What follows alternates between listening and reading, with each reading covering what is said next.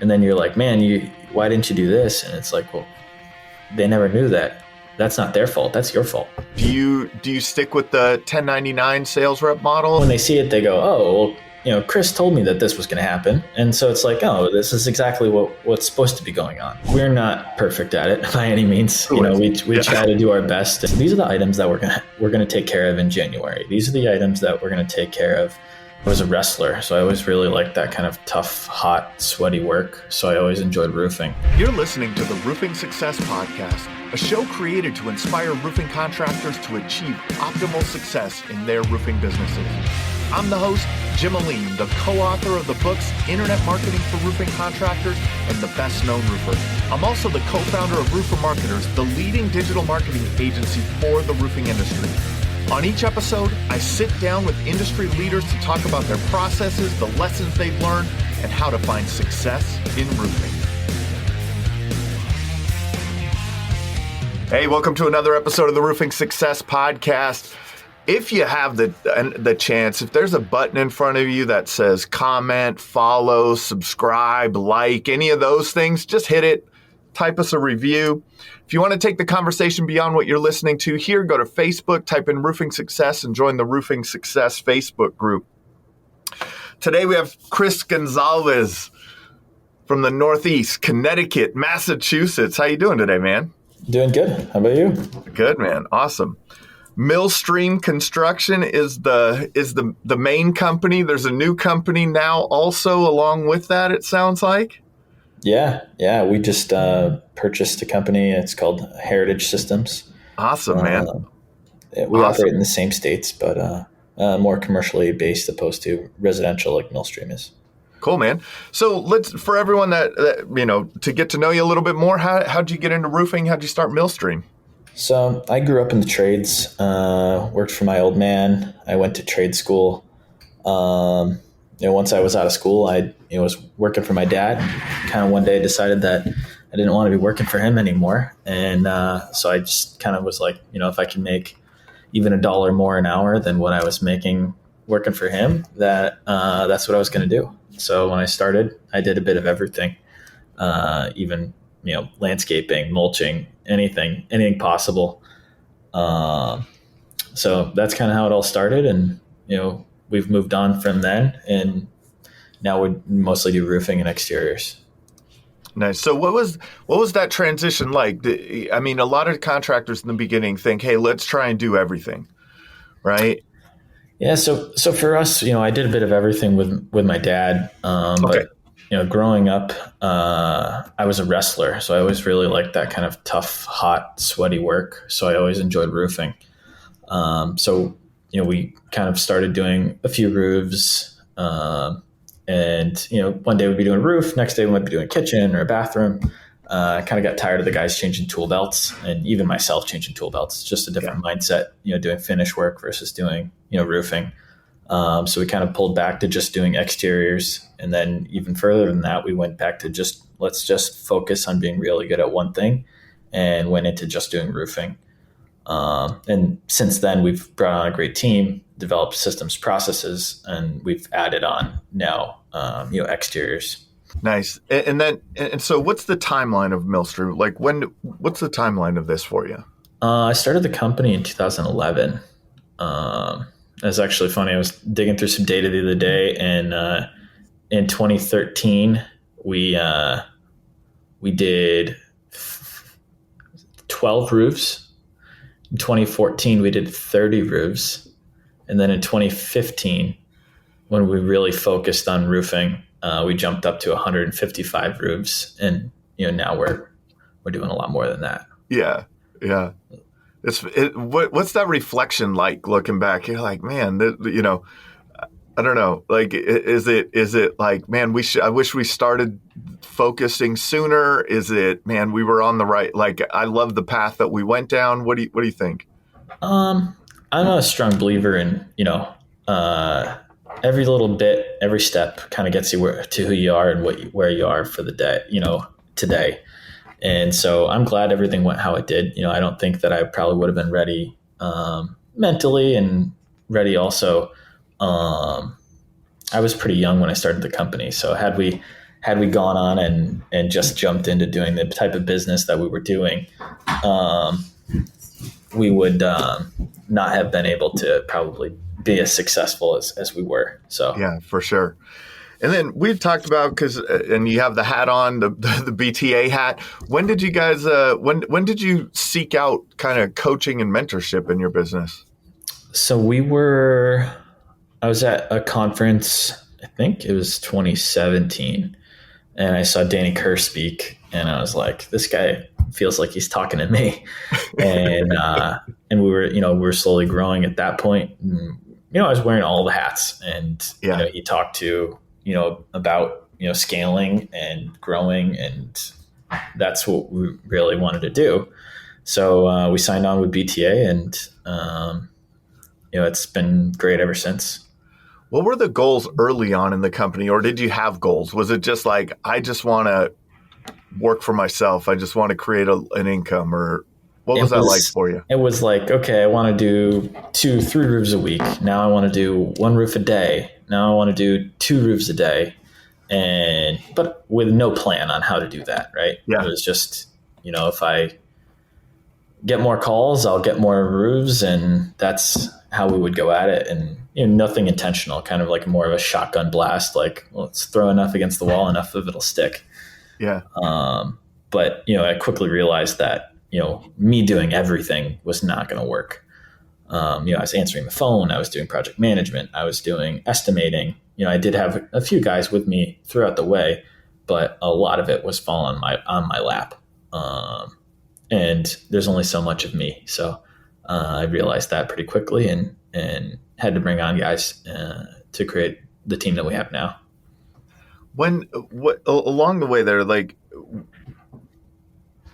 I think a lot of business owners in that phase, when you're doing everything, have a really hard time bringing people on. Did you struggle with that at all?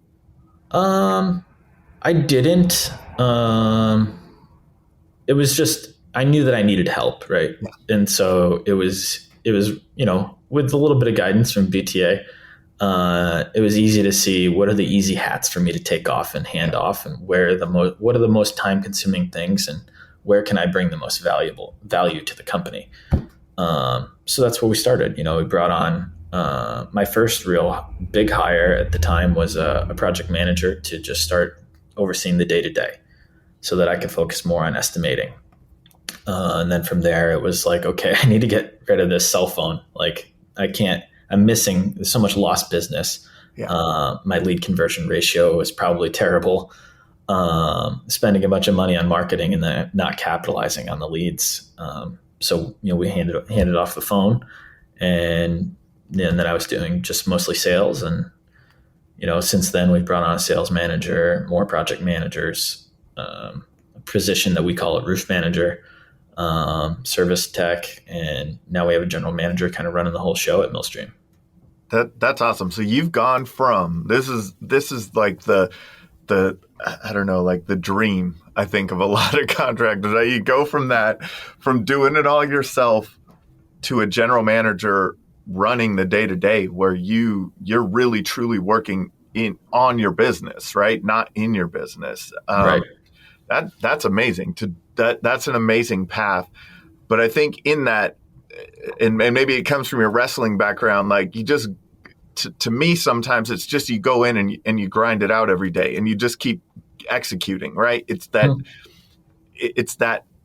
consistency in your efforts, and then making those small changes continuously and consistently along the way. And all of a sudden you look back to 2011 and it's like, that's crazy. Look where we started, right? Like, it's such an amazing thing it's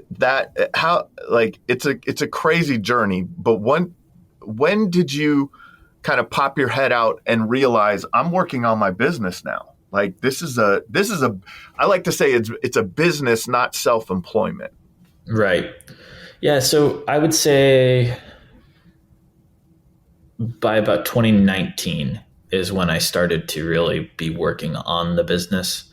It's when I brought on my general manager to be able to help out with kind of running the day-to-day and kind of training him, and we were kind of co-running the company Yeah. together, training him. He came from aerospace engineering, not a roofer, but very smart and drives efficiency, process, and that's what a business really needs. You don't necessarily need to know everything about roofing itself. You just need to know how to run a business, and that's why we brought him on, and he's doing a great job. Yeah, I don't know what it is about engineering minds and processes, right? Mm-hmm. Like there is something to that. Like some of the best business owners, operators that I know came from engineering, and they just get that, like, build the process, right? They really, really get that the idea and the concept of it, not just let things come at them and deal with it. It's like, no, we build processes. That's what we do. So it's probably that's a great position fit. As you kind of went along, in business, you said you spent a bunch of money on marketing. You're not able to answer the phone. What kind of marketing efforts were you doing early on? Early on, I mean, we were doing a lot of home shows. We were doing Angie's List and Home Advisor and direct mail through all the kind of local stuff, some of the more national stuff as well. The bigger names, Valpak, Clipper. Yep. And then we were working with a marketing agency that was doing, our SEO and PPC, and it was all pay per lead through them. And we moved on since then, and have kind of changed the way we do things. What changes have you made? So we're in control of a bit more. Yeah. Instead of having everything just being done through agency, we're trying to do more of it in-house, and really, really paying attention to our ROI on our marketing. Paying attention to our cost per lead, cost per acquisition. Because if some of these things are great, they might drive in a lot of leads, but when your closing percentage on those leads are not what they should be, there's no point in doing it. Yeah. It ends up costing you money to do that job, even though you don't realize it. Yeah, that customer acquisition cost. I see a lot of contractors that focus on lead cost. Right. It's like, man, yeah, you could go on Facebook and run an ad, submit your information for a free house give or free roof giveaway. That's a lead, right? Now, your closing percentage on those is, is going to be. There's so many factors that go into it too. That's got your lead cost, then you've got your lead conversion. How many of those leads come in that you end up actually setting an appointment. Then you've got your closing ratio, and then you can figure out what the math actually is on what that customer cost you. Tracking that, right? Yeah. Tracking it and monitoring what you pay attention to grows, right? And so, what is like? Because I know a lot of times in the beginning, an agency is the way to go, right? Because you don't have to me, a lot of times, in my opinion, you don't have the checks that you can write to employ the right people to run the marketing in house. But there is a point where you can make that transition. Yeah. When do you feel that point is, or what it was for you guys? We're still with an agency, so I think that we would need to do a little more revenue than we're doing now to really be able to bring on a full marketing team. Yeah. But having a person that's dedicated to being in charge of a lot of things and paying attention to those kind of metrics that we talked about already, I think that can be done pretty effectively for not a lot of money, right from the beginning. That's right. It's a simple thing for an admin to help with. Most likely he or she is the one that's going to be answering the phone, anyways. So it's easy for him to track that. Yeah.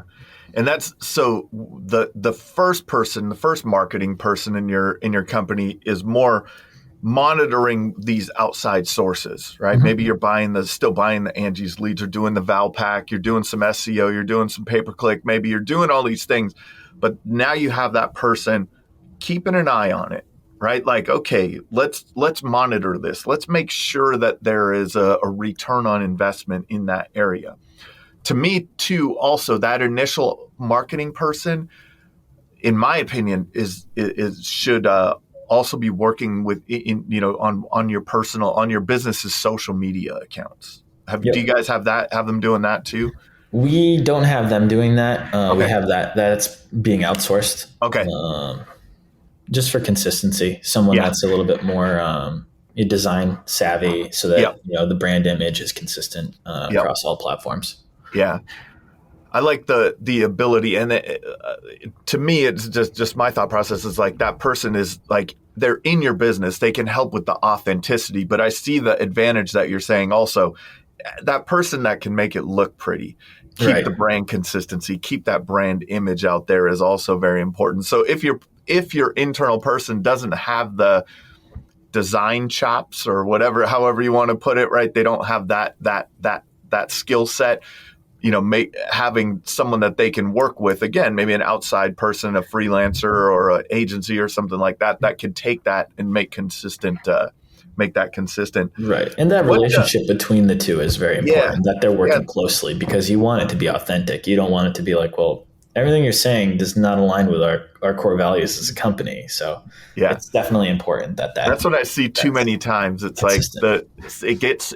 like when an agency does organic social media, a lot of times it looks so generic. Right.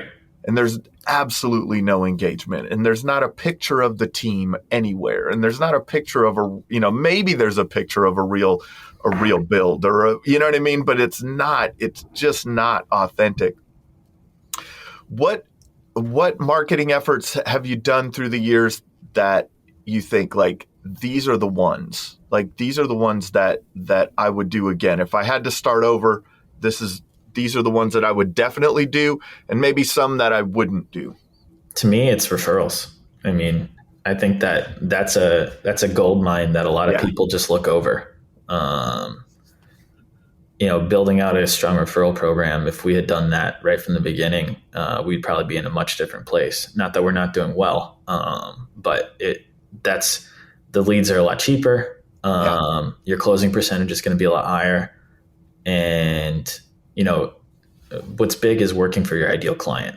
And if you're getting a referral from your ideal client, it's probably also going to be your ideal client, which is going to make for a better customer experience and a better employee experience, which a lot of people never talk about.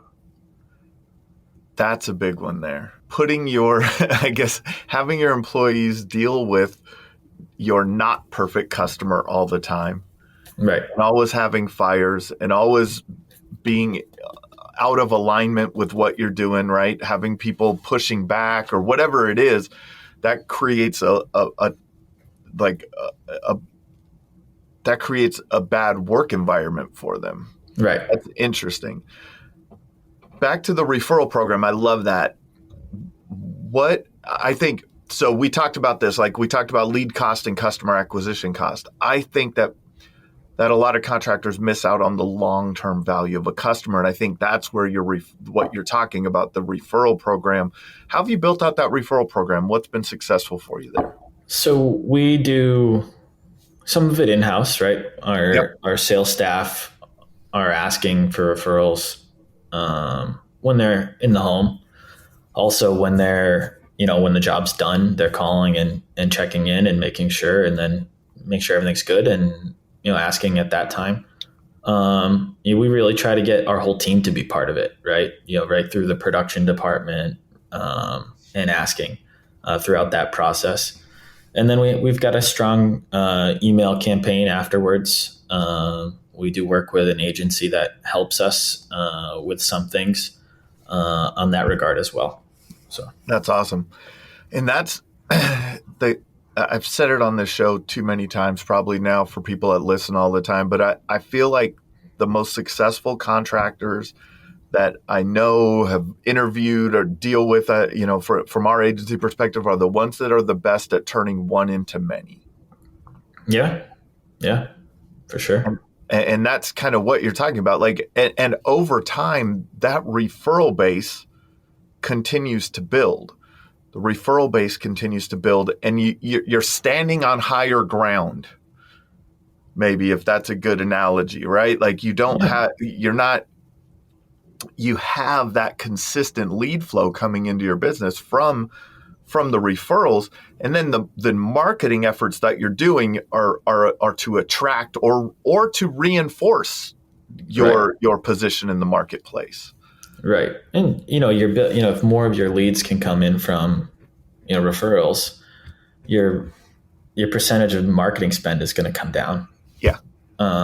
Which is going to help the bottom line, which allows you to buy new trucks for your guys, to give better benefits package so you keep staff, to just be able to help out more in the community, to, not necessarily just to put money in your pocket. A lot of people, I think, get confused on that.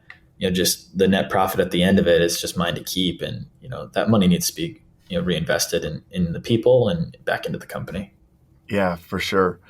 You had said, like, not getting and I'm paraphrasing, but not putting your employees in front of that bad customer, right? And so what do you guys do to kind of filter that? What do you do to work with your perfect customer versus and try to avoid those customers that are not the best fit? Well, we're not perfect at it by any means. We try to do our best, and we want our employees to have a good experience at work. But we're not going to make everyone happy, and we're not for everyone, and everyone's not for us, right? It's kind of so what we're doing with that is we try to think about who exactly, we build out ideal candidate profiles, who exactly is our client. Where do they hang out? What type of home do they live in? What do they drive? Where, what are their interests? And that way we can really target and focus our marketing towards who that person is and drive more of that customer into our business.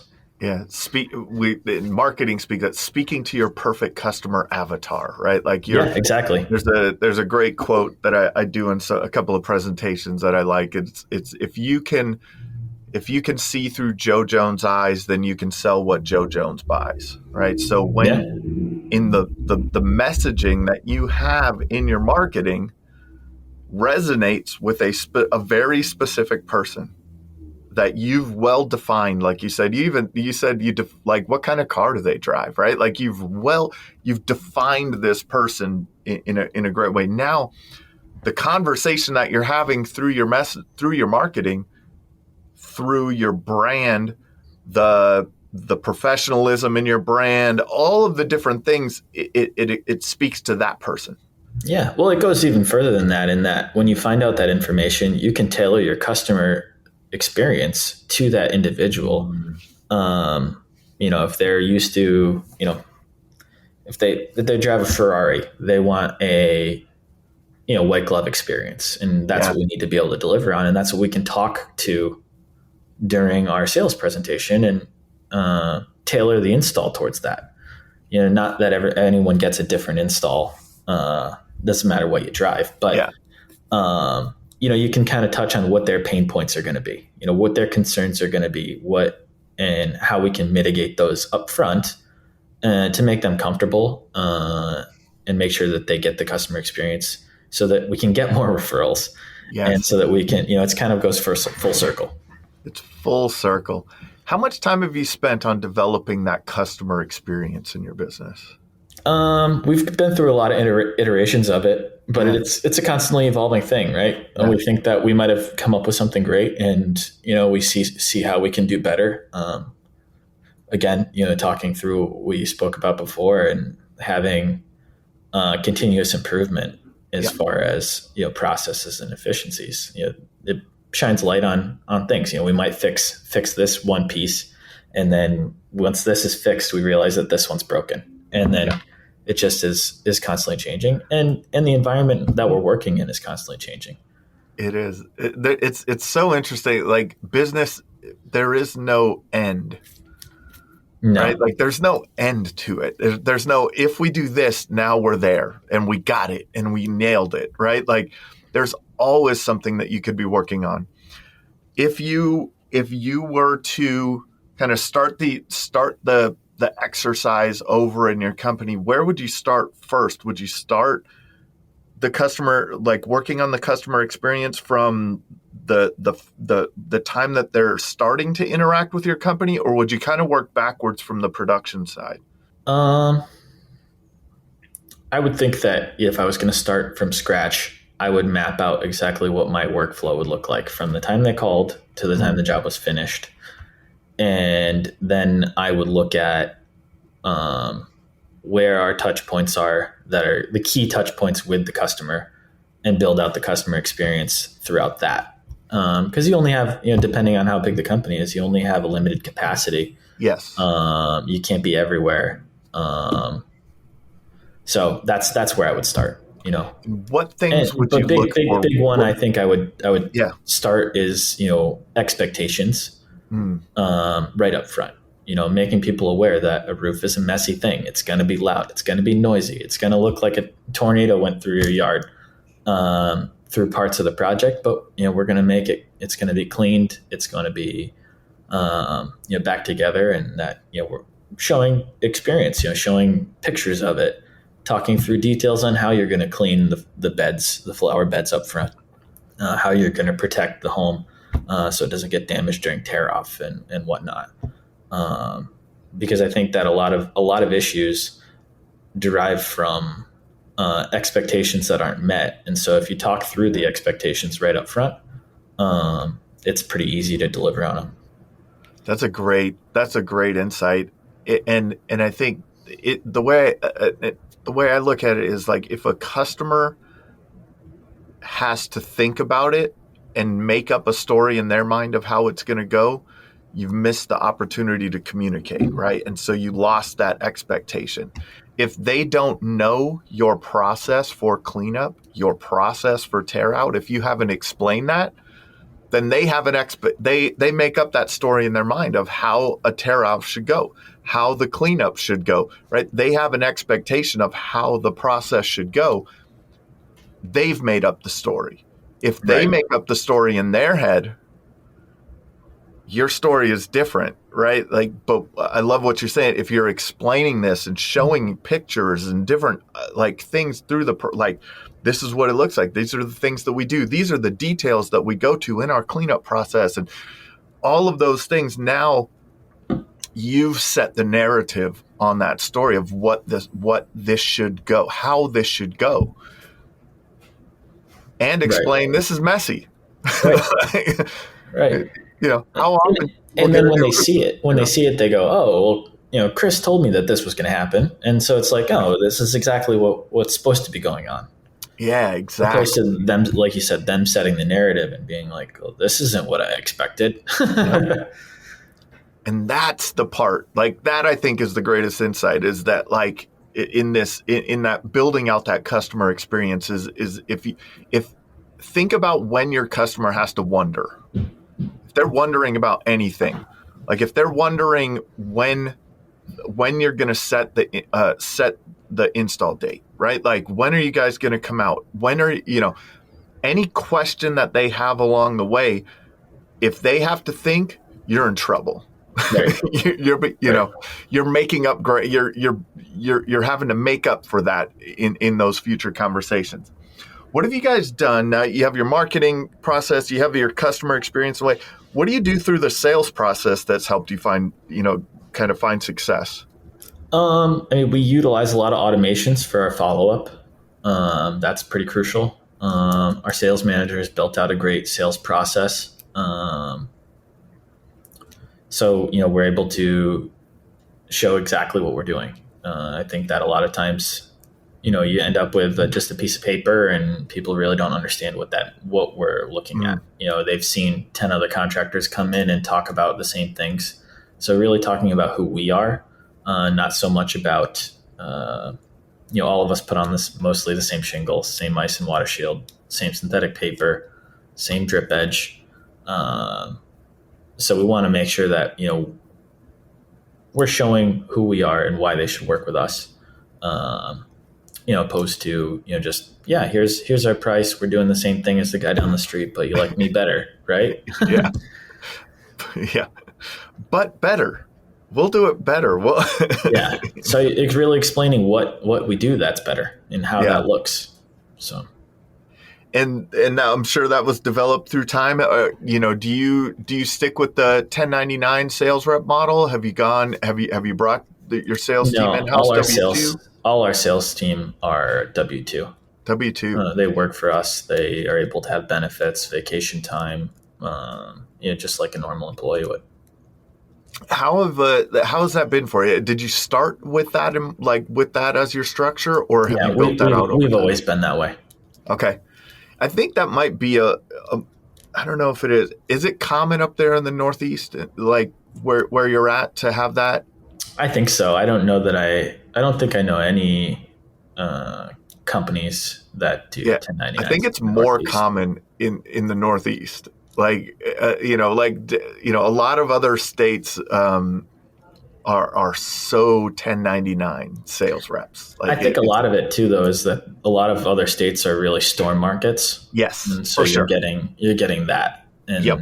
and so they can control their own destiny. Whereas we're not a storm market. We Yeah. do get the occasional windstorm or occasional hailstorm, but it's not a regular thing. So it's a bit of a different world up here.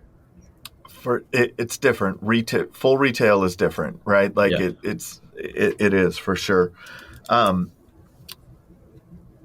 Then I think another thing I want to touch on with you is this employee experience. You've said it a couple of times.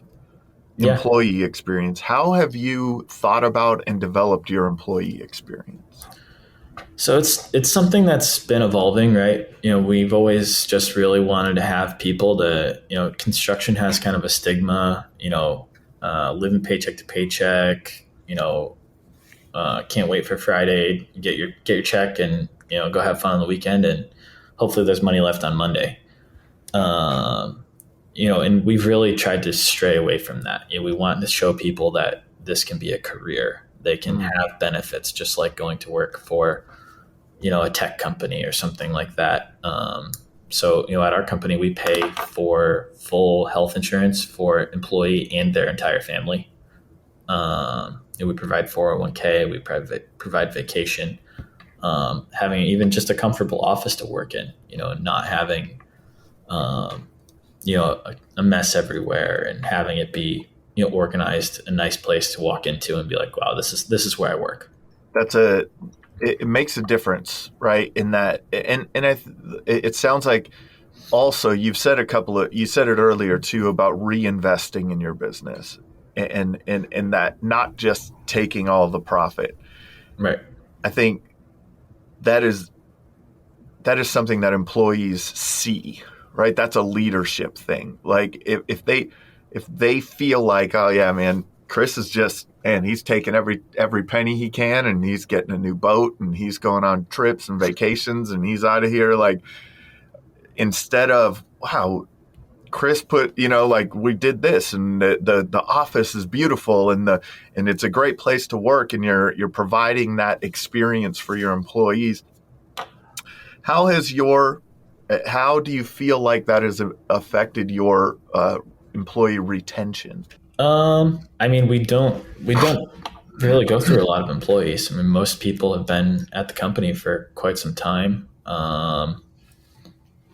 We've had some people leave recently, but to go on do better things. Not to live out what they wanted to do. Not necessarily no one left on bad terms. More just, hey, I'm going to move on. I'm giving you a month of my time before I leave, and they're just living their life and doing what they want to do, and that's fine. We encourage it. I don't want to see everyone leave, obviously, but if they're not doing what they want to do, we really want them to be successful, and success, in my opinion, is living out your dreams, not someone else's. So yeah, and having that mindset, there's too many times that I see owners that they get very, I don't know, not like it's a big problem to them. Like, so-and-so is leaving. Like, and it's like, well, yeah, but they're growing. Right. or like you're saying, they're doing something that else that maybe they're more passionate about, or like they can move on and do other things. And I think that having a place that can cultivate that, and people are comfortable with that probably more people won't leave because they're like, oh, this is great. Like I'm good here. Yeah, that's the goal, and Right? we're not perfect at it. No, I would of never course. say we are, but it's definitely, it's just a constant Yeah. evolution where you're going to the next iteration and saying, what can we do better? So now you started, just grinding away, answering the phones, doing everything. You've built it to a place where you have a general manager. You kind of co-manage the business, and now you've stepped even further away, and that has allowed you to focus on the new venture on the commercial side and an acquisition of a commercial roofing company. Speak to that a little bit.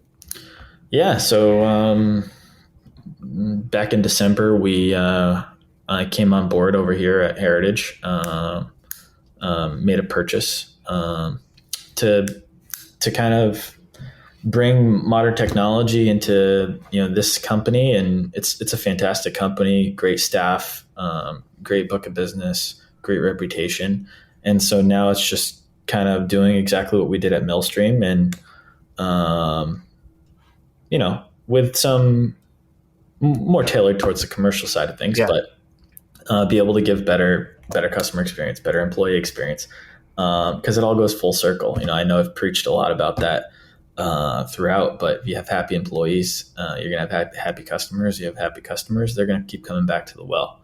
And then we've got something that's going to, be sustainable and last for years and years.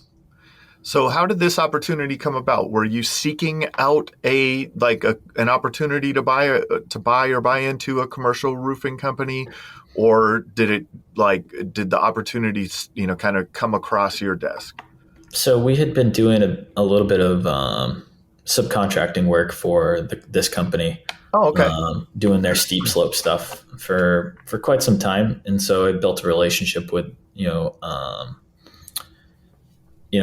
owner at the time, and he approached me, and it was an interesting proposition, and so we here we are.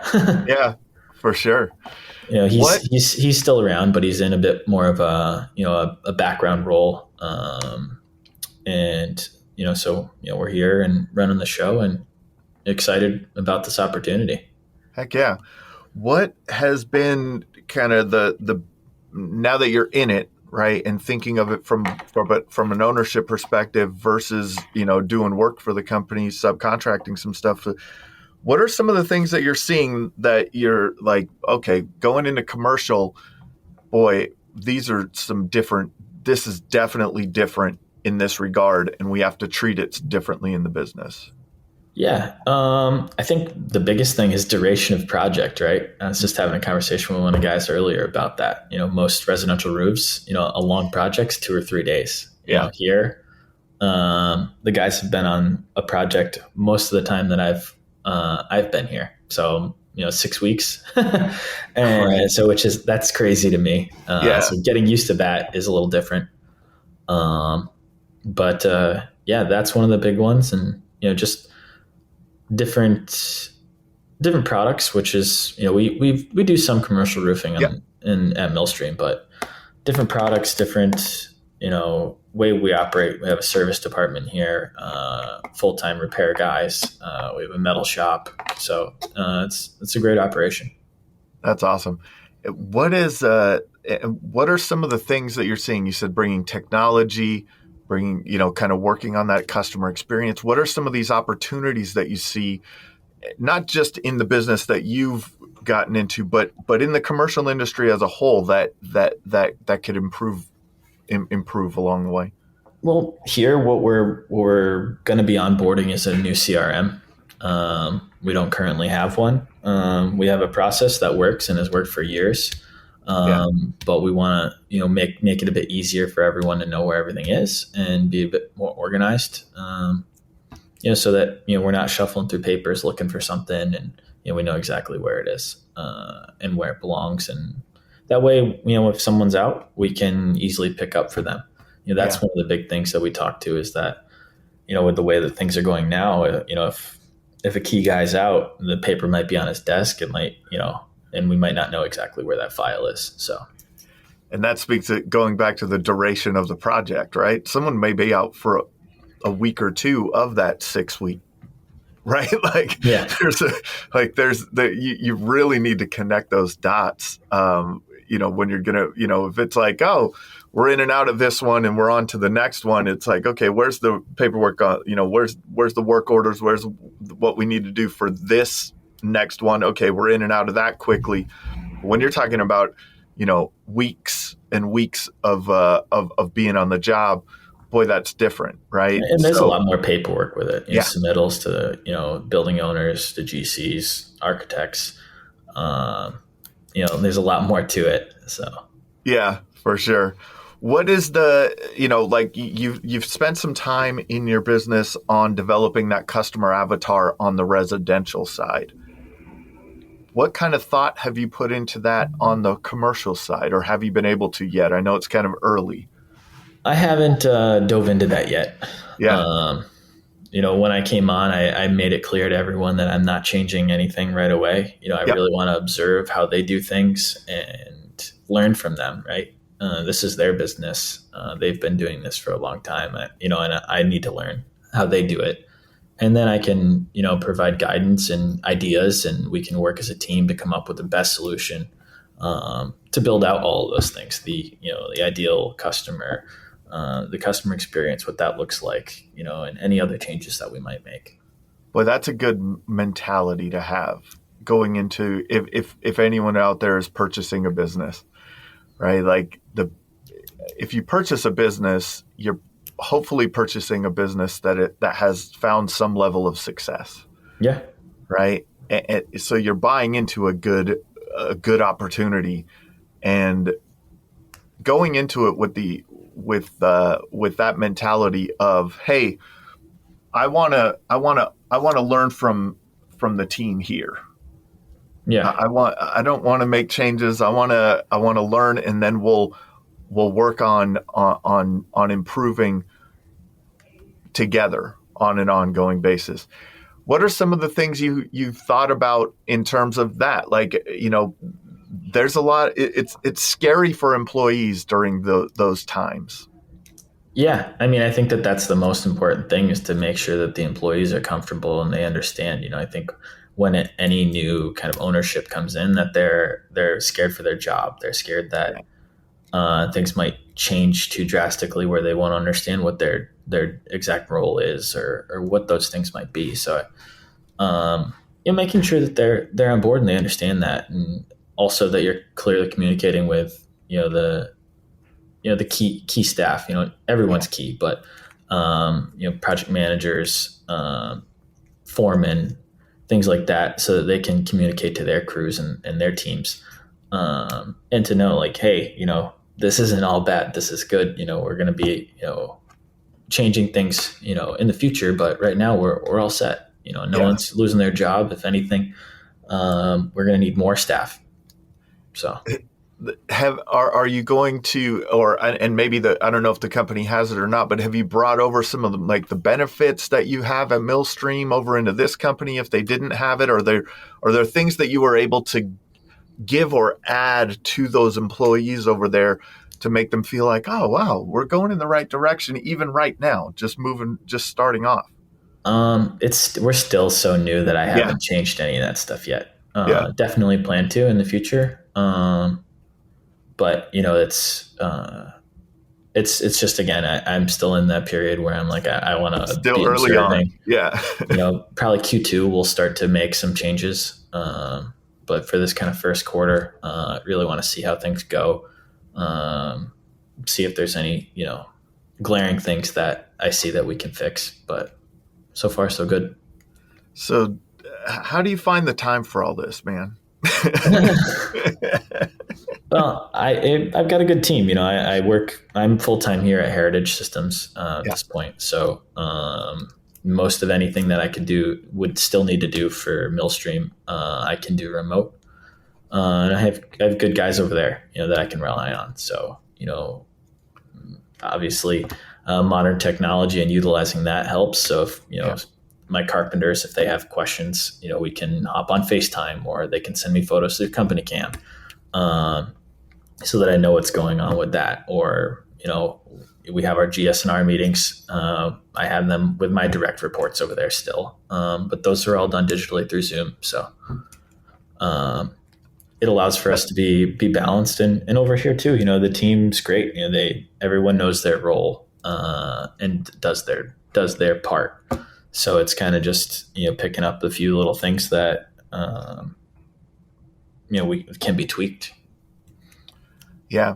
How is the importance of having those, like setting up the structure of those for people that don't know what a GS&R meeting is? Like, what's the structure of it's goal setting and review meetings, right? Like you're going through and set, kind of explain that and the importance of that in your business ongoing.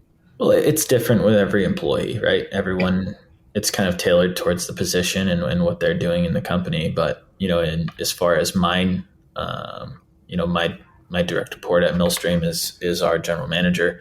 And so him and I, he built a budget, and a plan for the year. And so then we take that plan and we chop it up into, monthly, weekly, or monthly, biweekly, weekly kind of items. And then we have a biweekly meeting to track the progress, essentially. So. And that again, to me, it's the measurement of everything, right? And that's not even, it's, I would say it's not even just revenue, it's revenue, produced, sold revenue, implementation items, things that we want to change, tracking all of that. Because all of us can come up with great ideas, put them on a list, and then like, oh, where did that list go again?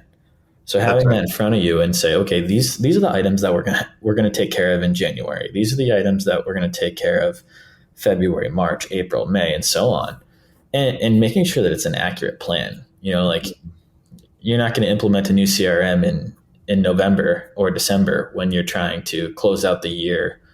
You're not going to have your biggest sales month in December, well, at least in our market. Yeah, that's right. Because the weather's not good and everyone's traveling for the holidays. So when you get that plan down on paper, you really can kind of see a theme for the year and kind of see the key things that you need to be working on, and really work with intentionality and have effective work, opposed to just putting in the effort but not being effective.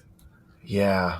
It's when you have clearly defined what moves the business forward, like you're saying, like and then when to do it. And I love that doing it in smaller time frames, because you're able to go to really recognize if you're moving in the right direction or not, right? And you're able to make adjustments much quicker than if you look back in September and you go, man, we're really not on track. Right. You can see that biweekly, and then you can come up with a plan to correct it. Yes. In 2 weeks, you shouldn't be that far askew. In 4 months, you could be very far askew. And so making sure that you're paying attention to it, like you said, bite-sized pieces, and talking to those points. And that's how you would build, your bonuses and all those things too, is are these things, are your accountabilities and deliverables being achieved? And some people might not even know what their accountabilities and deliverables are. And so being able to have that in front of the employee so that they can understand, because they might be working, but they might be working on the wrong thing, but not even know that they're working on the wrong thing. Yeah. And then you're like, man, why didn't you do this? And it's like, well, they never knew that. That's not their fault. That's your fault. Yeah. What do you think the greatest insight is that you could share with our audience that's helped you find success in your roofing businesses now? I don't know. I mean, I think it's really important to have a good team around you. That's, I think, key in knowing that you can't do everything, and knowing that people are going to make mistakes and not criticizing them for that, but using that to teach and to learn. And because 95% of the time, if someone made a mistake, it was not on purpose. They were trying, and coaching through that, and leading, not just directing. Awesome, man. This has been another episode of the Roofing Success Podcast. If you would like to generate more revenue through your digital marketing efforts, please visit roofermarketers.com to get a copy of the book, The Best Known Roofer. Also, check the training section of the website for guides on everything from running effective pay-per-click ads to how to properly set up your Google My Business listing. Thanks for listening.